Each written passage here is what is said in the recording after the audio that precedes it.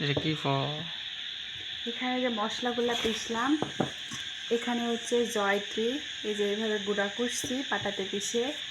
এখানে হচ্ছে জয়ফল, এখানে গুঁড়া করছি। এখানে হচ্ছে এলাচ গুঁড়া করছি।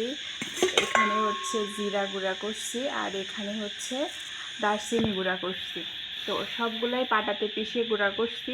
এখন এগুলা একসঙ্গে মিক্সড করে এগুলা দিয়া হচ্ছে গরম মশলা বানাবো, যেটা হচ্ছে গরম মশলা বলে, যেটা বাড়িতে বানায় একদম রাঁধুনির রান্নাঘরে। এই যে এখন এটা হচ্ছে এই জয়ত্রীর মধ্যে এটা দিচ্ছি হচ্ছে দারচিনি গুঁড়া। এই যে এটা আমার মা করতো, মায়ের কাজ। তো মা অসুস্থ, মায়ের কাজটা আমাকে করতে হচ্ছে।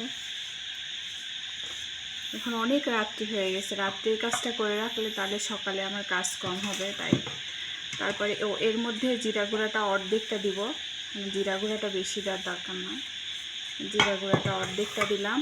আর এটা হচ্ছে জয়ফল, ওইটা জয়ত্রী আর এটা হলো জয়ফল, তো এটাও দিয়ে দিচ্ছি পুরাটা।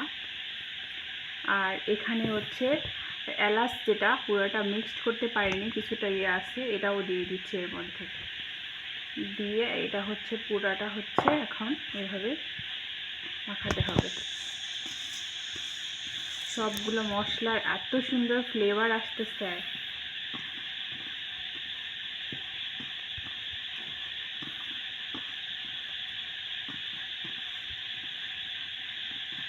তো এবার আমি সব কিছু নিজে হাতে করতেছি, মানে নিজের সাথে থাকে এগুলা সব কিছু নিজের হাতে করতেছি।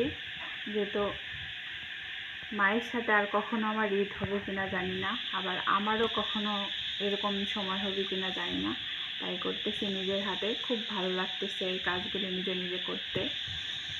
তো এই তো শেষ, মশলা রেডি করার কাজ শেষ।